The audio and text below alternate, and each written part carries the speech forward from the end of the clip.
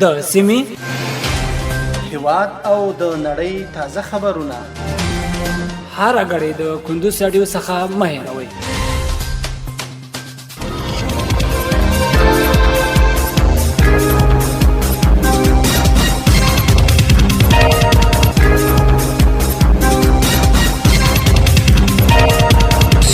السلام علیکم. د کندوز رادیو درنو اوریدونکو ستړي مشئ. پام وړم د کندوز رادیو څخه د دې سات تازه او مهم وروستي خبرونه ته. نن شنبه د دلویا د سلواغ یاتشتمه د 2023 میلادي کال د فبرवरी میاشتې 19 منټې سره سمندري روانه خبري غړې درته زه سیر احمد سایر وړاندې کوم. خو په سر کې هم د سو مهمو خبرونو سرټکی.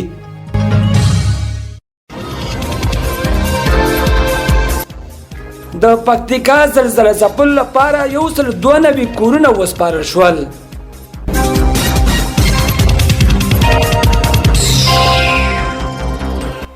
ټاکل شوی ده چې نن د افغانستان او سریلانکا د کرکټ ملي ټیمونو د شلورونو لوبه وکړي.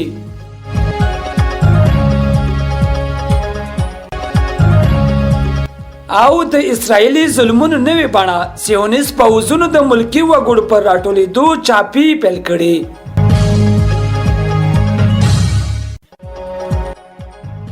اوس هم بشپړ خبرونه. د پکتیکا زلزلې ځپلو لپاره 192 کورونه وسپارل شول.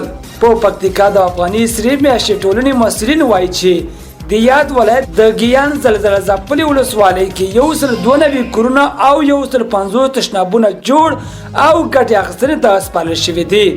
د پکتیکا د ګیان زلزلې ځپلې ولسوالۍ په زرمک جونی ګلی استون مستون غونډه سیړی او خودري کلو کې د سری میاشتې د ټولنې لوري د 20 میلیونه 4,000 افغانۍ په لګښت د تیر کال زلزلې ځپلو ته 192 کورونه او 115 تشنابونه جوړ او د مالکین په واک کې ورکړل شول چې په یو کور 200 افغانۍ او په هر تشناب 4,400 افغانۍ لګېدلې دي.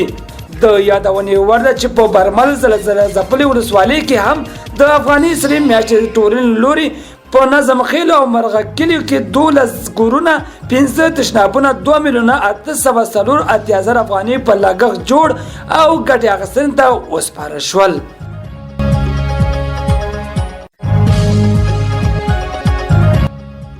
ټاکل شوی ده چې نن افغانستان او سریلانکا د کرکټ ملي ټیمونو د شلورونو لوبه وکړي. دا لوبه به د سریلانکا په امبولا کې د کابل په وخت د ماښام 6:30 بجې پیل شي.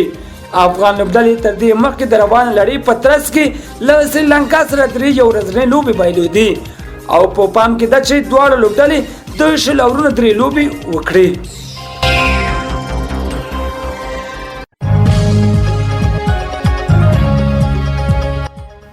او د اسرایلی ظلمونو نوې بڼه سیونیست پوځونو د ملکی وګړو پر راټولېدو چاپی پیل کړي. وروسته تر هغې چې اسرایلی ځواکونو د غزې په خان یونس سیمه کې د النصر روغتون محاصره وروسته یې برید وکړ.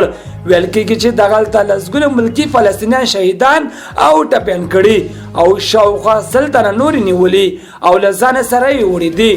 که څه هم اسرایلي پوځ ویل چې نیول شوي کسان د حماس غورځنګ غړي او وسلوال دي، خو د روغتون چارواکو ویلي وژل شوي ټپیان شوي او نیول شوي ټول ملکي وګړي دي. د مسؤلینو په خبره نیول شوي کسانو کې د روغتون کارکونکي د روغتیا پالان ناروغان او دغه راټول شوي نور ملکي وګړي شامل دي. اوریدونکو په خبري غړي کې راټول شوي مطالب هم دمرول. تر بیا ښه وخت. لوی علام ملشه.